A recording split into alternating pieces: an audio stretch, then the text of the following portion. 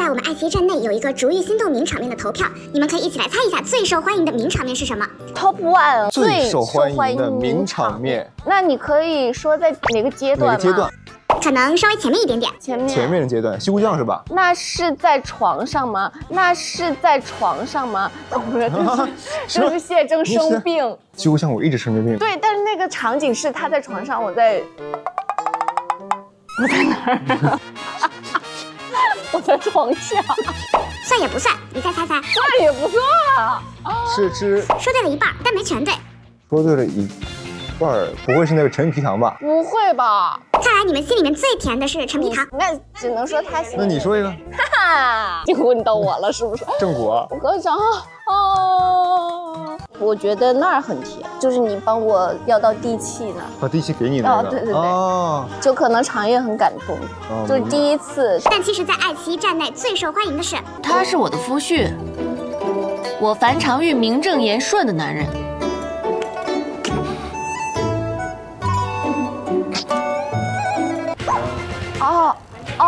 你们喜欢那样的是我们爱奇艺的观众们投票最高的 Top One。真的吗？真的真的。这么前边？我以为他们会后面一点。后面肯定还有很多很多很甜蜜的场面，那我们大家翘首以待吧。一起来看逐玉名场面。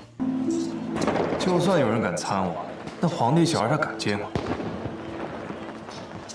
啥是吧？这是已经出戏了。想夜游京城，怎么能就在马车上？你这可好了。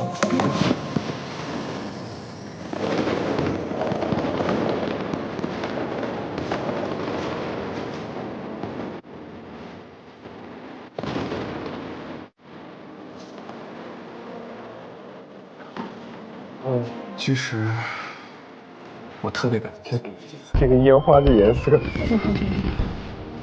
我感谢宋嫣有眼不识樊长玉，感谢宋嫣还把他放在马那里打。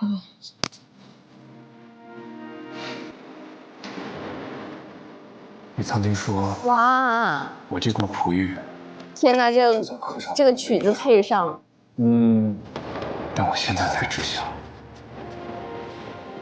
你才是那块玉。呀哈。其实这一段已经是我们比较后期了，两个人已经就是非常安稳的时候，对，情到浓时的时候。对，这一段就是谢征对常玉的表白。对，而且要带他夜游京城嘛，他一直是樊长玉的一个愿望。对，所以说其实谢征在这一场戏是借这个跟樊长玉诉说了自己的心肠，而且他的内容很点题。还有刚刚那首歌特别配，是不是？是吧？当时谢征对樊长玉还说了一句表白的话：“长玉，你才是那块璞玉，我母亲也是我母亲，刚好是小田现在在拍的剧里面的妈妈。”哦，是吗？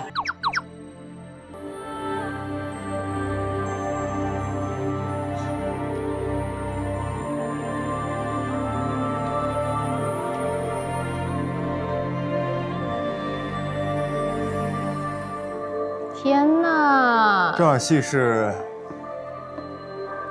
打完108鞭的那场戏。严正，天哪！严正，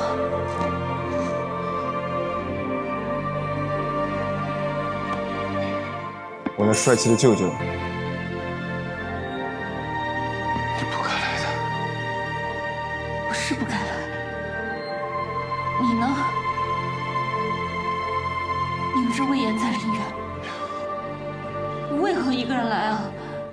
这后面是不是就我对你说那个武妻常玉是不是？对，就是这一段。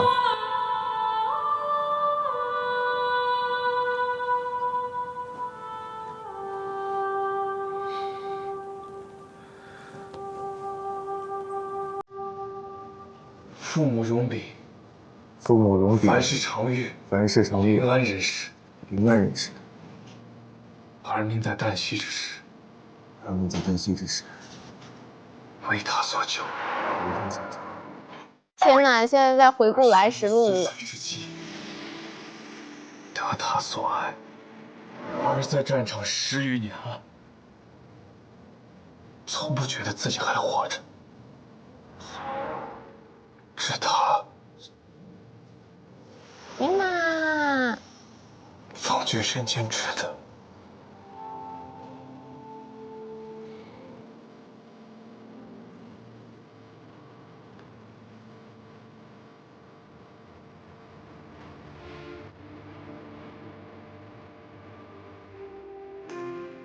天哪，好强的感情张力呀！我谢征到底哪里做的不好？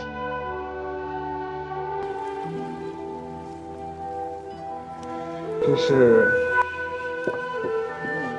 我怎么会不喜欢你呢？若我不喜欢你，会来找你吗？我会担心你受伤，替你上战场。你喜欢的是严正。我想清楚了，不管你是严正还是谢征，我都喜欢。你这是想得好清楚。在哄我？哪有哄你，都是真心话。你是严正的时候，我们每日操心的就只有柴米油盐。你会抄书写诗文赚钱，我能刹住。我记得这个景是个噩梦，当时拍着拍着潮水就涨上来了。对，涨潮那个时候也能渡过去。但你是吴安侯谢征，我什么都帮不了你，也不知你在忙什么，愁什么。我娘亲跟我说过，夫妻之间要互相体谅，互相扶持，才能走得长久。那些怨偶，都是还没学会体谅就过完一辈子的。感情什么的，早就消磨光了。我不想这样。哇，张宇，他们两个的现在的恋爱模式好健康哦都。是虚妄，之前就拉扯的不行，相通才最重要。我当然两个人通了。不要那些弯弯绕绕了，对，然后他们两个非常当两段。直接的去交流，表达自己的心都意。张嘴了。嗯，弟弟说你想和我一起回临安重建我们的家，我又不是石头做的，也会感动，也会舍不得。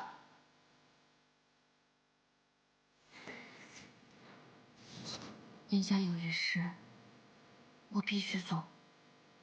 我要去救芊芊。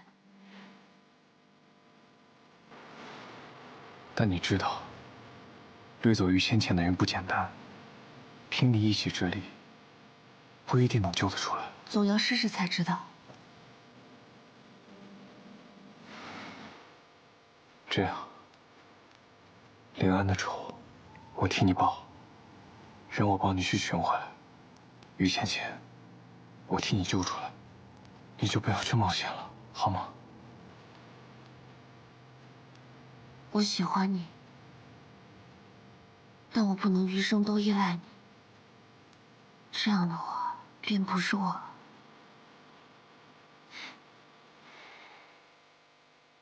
好，我知道，只有你做了决定，肯定不会轻易改变的。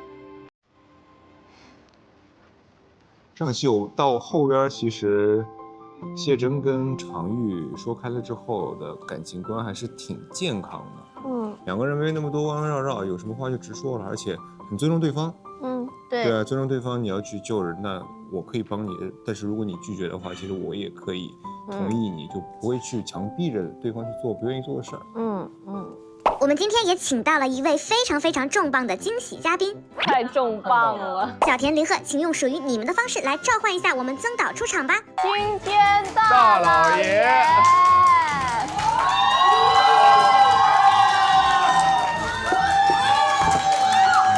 坐，别，妆造了吗？今天我看一下，哎，妆造了，那必须的妆造了。我坐这不合适，没事，当然合适了对。这是你的综艺首秀吗？这综艺啊，对，这是综艺，我们就是长综艺，还要做几期的，紧张吗？我之前参加过一个综艺，但没参加过现场的。哦，这个不能剪辑了。那还好。直播一会儿。行了。从细节一起来品竹玉。大家看完竹玉都感慨导演好会拍。那今天我们也有幸邀请到了曾庆杰导演和我们的2位主演林鹤、小田，一起来聊一聊竹玉当中那些隐藏的细节和用心的设计吧。能不能先聊一聊《诛仙神图》的光影运用？曾导是怎么做到让小田和林鹤都在猪圈里出了神图的呢？这必须得曾导来细说。首先，那个猪圈也不是真的猪圈嘛，就我们自己搭的猪圈。大家看到的，其实呈现出来的效果就是这样。有一些我自己觉得还挺重要的一些小细节。其实那场戏是属于他们2个人之间建立的第一份，都不能叫做感情，只能叫信任吧。一个刚打完仗、刚受完伤，就像是一个非常强大的野兽，但是他伤了，这个时候其实这野兽是最凶狠的，谁来可能都会咬他一口的那种感觉。樊长玉顶着很多压力把他救了，刚好在一个猪圈里面再推开一些杂乱的东西，樊长玉就像一束光一样照到他脸。当时我们的想法就是这样。而且为什么一定是猪圈？我觉得猪圈这个东西正好也是樊长玉一直心心念念要办起来的一个东西，所以其实它是很有意义的，很有象征性的。确实也有一些反差在里面。如果不是在猪圈里面，反差也没那么大。是，所以就想，但是我们那个时候没想过，我们拍出来其实比我想象中还要好。你自己拍的，你自己也不知道。绝了，只能说他在谦虚。没有，我很装，我就不会告诉他们拍得很好，我就也就这样。哦，原来是这样，也就这样。但我内心里面是很开心的。哇牛啊！然后就可以更好，可以更好，都是这样。精益求精。其实也是拍出了神迹的感觉。大家都说小田那一幕是神明少女，林鹤的落难侯爷也让人忍不住的心疼。常玉出场在雪地里簪子掉落的那场戏，是一个非常细节的小设计，能不能给我们展开的聊一聊呢？那个我们在化妆间的时候都聊过很多次，但有一个细节就是我想强调一下，其实樊长玉不是因为这个簪子去救他，他反而是反过来，他是因为回去救他才找回他的簪子。没错。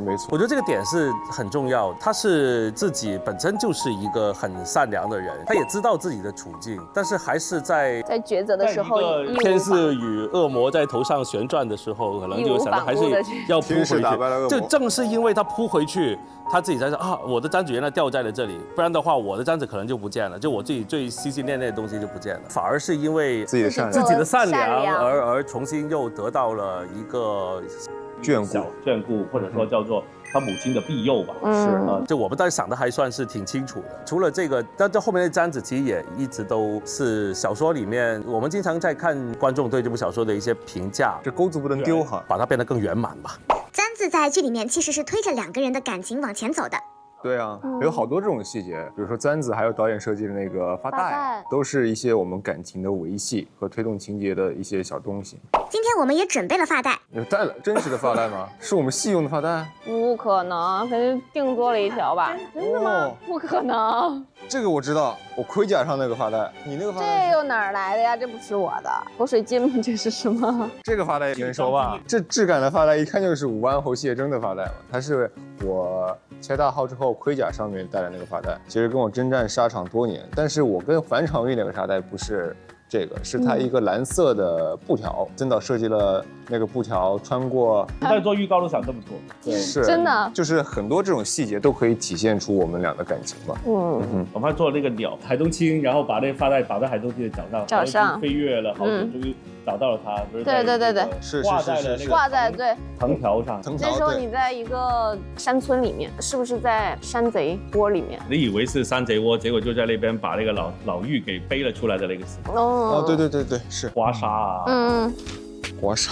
既然提到了刮痧，曾导也给我们分享一下剧里面的刮痧名场面吧。导演说刮痧，小说里面就有，就我们看小说的人，可能就是一看都觉得那个肯定是要想办法还原出来的。我们拍片的时候，其实都很会注重说小说里面有没有一些跟读者有共鸣的一些戏，肯定得保留下来，不然肯定被骂。剧里面常玉的身世是通过很多回忆和闪回的方式去呈现，曾导能不能展开给我们聊一聊呢？对他的身世的设计，那太多了吧？后来其实实谢峥很快就已经，当他知道了樊长玉的父亲很可能是，不是很可能就已经知道他已经就是确定的父亲在战场上面，就导致他那个锦州惨案里面的算是一个最直接的凶手的时候，那事实上算是世仇了两个人。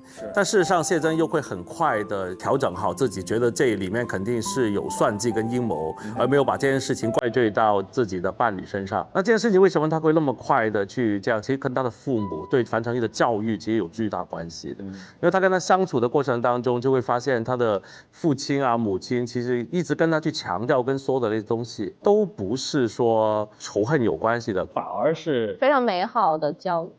对，例如说他的父亲其实会告诉他，武安侯其实是西北战神啊，如果没有他的话，西北可能这个地方会乱了套了，这类就很正向的评价。就如果你是个仇人，你是不会这样去教育自己的女儿，所以他就会在跟他的相处方式里面，感觉上会认为，这里面是内有乾坤的，一定是。那樊长玉更加就是了，他从小到大跟父母在一起，他肯定是不会认为自己的父母有世仇的是这么穷凶极恶的罪人，对他们的罪一定是，要不就是有苦衷的，对，应该要不就应该是有苦衷，而且有种就是自己父母对自己有这么良好的一种教育的情况之下，他一定不会是坏人。所以这个点还是蛮重要的。在给男主拍梦魇的时候，导演用了明暗交替的手法，谢峥一次次的穿过蓝色的染布条。那个时候就拍得挺懵的，说也不知道我在拍啥。我只知道导演要给我搞一个特别牛的转场，但是导演怎么去衔接，其实我只有在后面看到正片的时候才看到，就是蓝色，就是那个蓝白布条，然后冷光色的那个画面之后，我一伸手到暖色的回忆的妈妈那个状态，很牛，一般人想不到这个转场，真的是神级转场。你在干嘛？你看导演就是这样，就是现场夸他就是。不行了。你看，那个确实有点设计在里面，就是想到了一下，我不知道人家能不能干啥呀？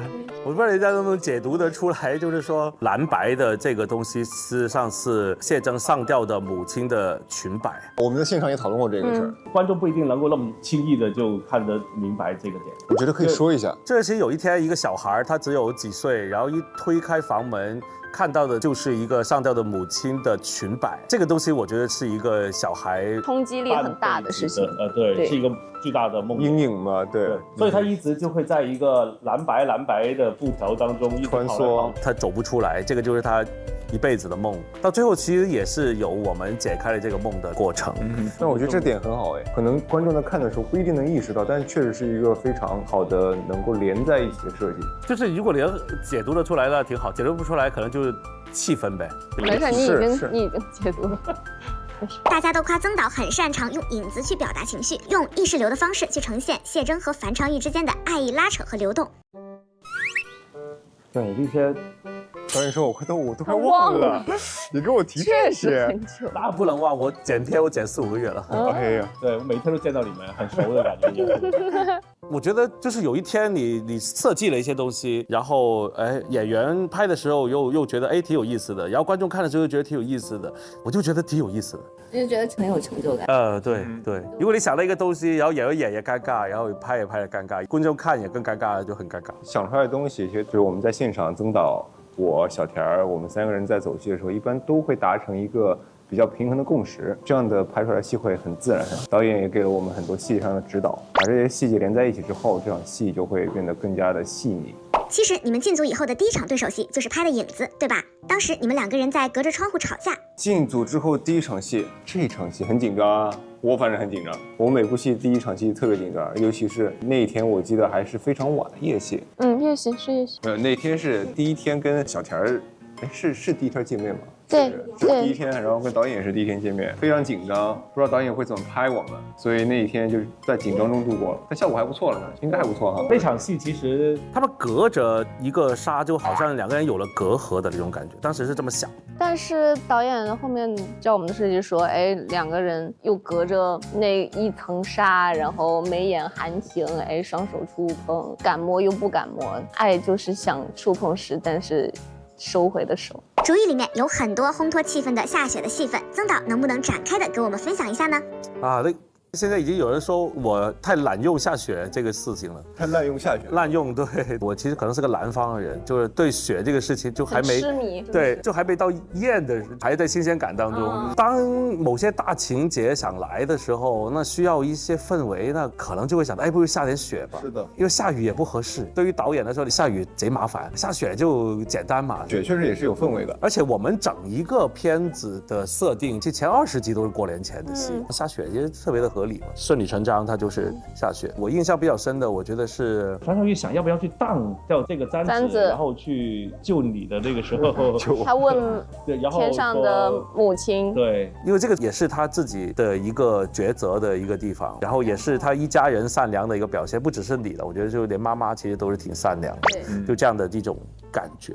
那曾导还在剧里面埋了哪些小扣子？能不能在这里给我们爱奇艺的观众们分享一下？还有什么神来之笔？还有个你们在水里面拍那个哪一场水里？哦，我知道了，豪华浴缸是吗？豪华浴缸，豪华浴缸，那这浴缸太豪华了，太豪华了。那你是武安侯啊？武安头。洗澡需要有这么大的地方吗？我说实话，那个浴缸大家看了之后就知道那个浴缸有多么的夸张。浴池，浴池对，它像是北方那种澡堂，平常可以洗50个人的地方。在这里，我们也给曾导、小田还有林鹤准备了一个小礼物。首先是给曾导的花花，谢谢，感谢。这个是给小田的礼物。哎呀，谢谢。你有没有看到黄橙子的娃娃和樊长玉的娃娃在一起？对，看到了。我的是笋子。哦，这太肥了吧？你那只也肥，是，你不是说它肥不起来？好可爱。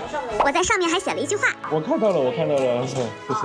哦，对，今天导演来表达一下我对导演这个戏这画面的崇拜之情。真的，最近我不是在研究那个摄影嘛，我看到这个画面的时候，真的是这构图。